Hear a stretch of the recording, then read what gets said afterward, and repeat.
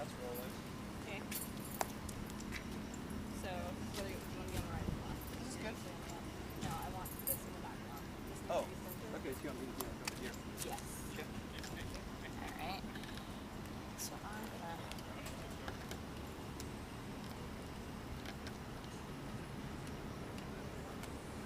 I think we're good. I think we're pretty good. Yeah, totally. Alright. It's a little warm, but... That's right, it's got linen. That's right. I told her, I'm like, this is not normal. It was like 80 last week. Today I think it's gonna be 96. Yeah. Washington, D.C. definitely gets a bit humid and stuff. It's a hot box. Right. What did someone say? It's like living inside a humidifier. Yeah, That's what you I can heard. feel the humidity. This isn't bad. We got a breeze though. It's not Yeah. so bad, right? One, So he's gonna introduce to the camera, but you guys will just talk. Yeah. So do you want me to no, we'll just talk like this. talk to you? Yeah. Okay. Don't turn too much that way though. Okay. Just a second.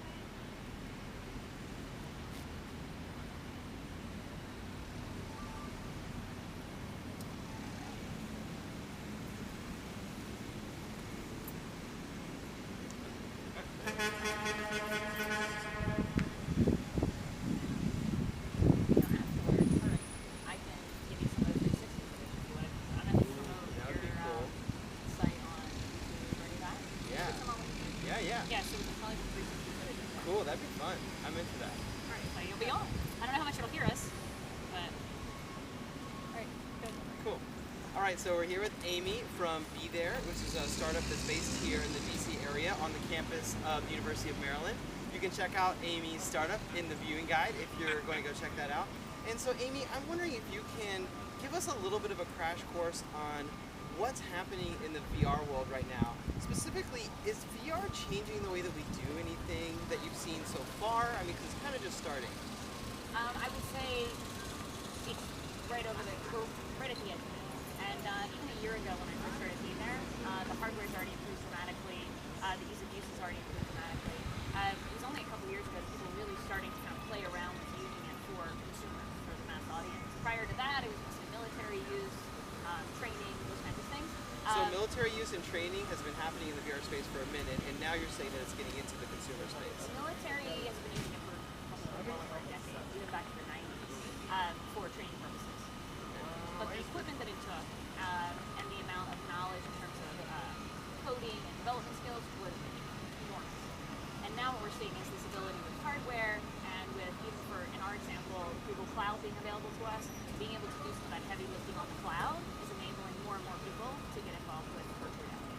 So one question that I have about virtual reality is just, do you think that virtual reality is changing the way that people interact with each other? Is there like a threat that in the future we'll have less physical relationships?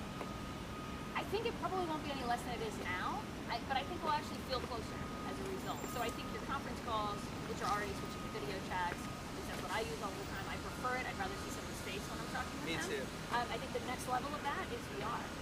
We're testing some of that right now, where you can feel like you're virtually in the same conference room. There's actually a startup not far from here that has been working on that very same product. So I think it will continue to save on travel costs, and we won't be having to go across the country to communicate.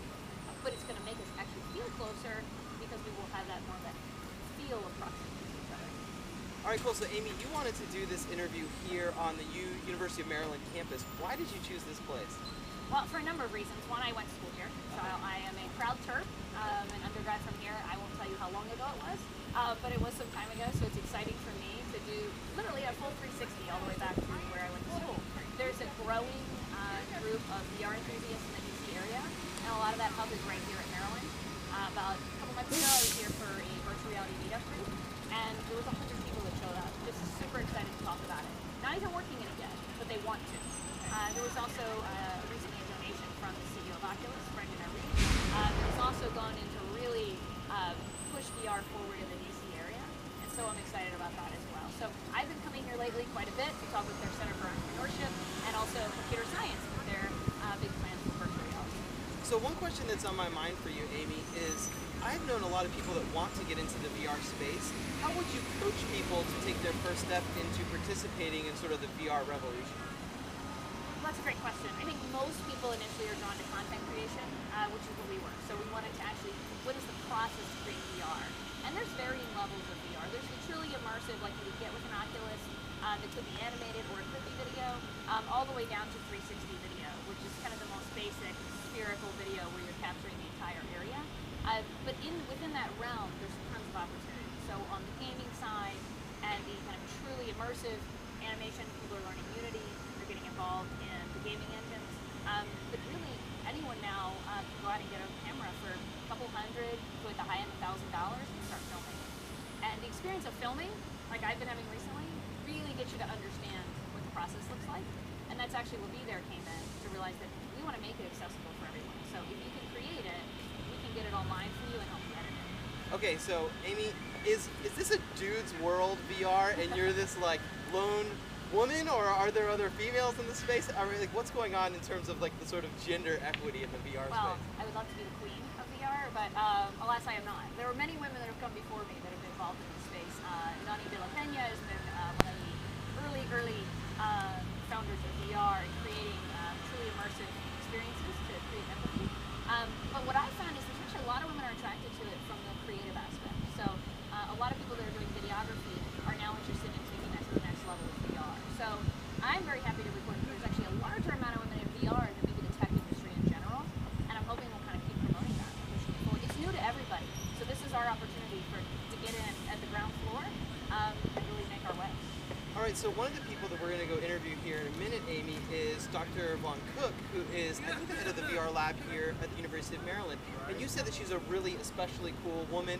Why are you excited to meet her and to just sort of work with her? Well, one, she's kind of taken the practical application of it that very few people are talking about. What you're hearing about in the media is PlayStation VR, it's gaming, it's entertainment, it's media. She's taking it and applying it to some really smart, intelligent use, which is training for situations that you cannot replicate, or it wouldn't be safe to replicate in the real world, which is an excellent use of virtual reality. So medical training, for example, or crisis training situations. So I think that's really cool. I'm just excited about the possibility of all the different applications, whether it's education, and you mentioned more human interaction. Well, there are a lot of people that can't travel. A lot of children that can't travel. They can't go to see the pyramids in Egypt. But we can take them there with VR and make it feel pretty close to being there. And so I think there's huge opportunity in a lot of spaces, and she's focused on one that I think is particularly really valuable to evolving in science in general. Cool, let's go meet her. All right. Cool. All right. Quick. Yeah, that's good. We'll have a lot of good stuff on that then. I got plenty to say. I wasn't sure what you were going to ask, but It's better that way.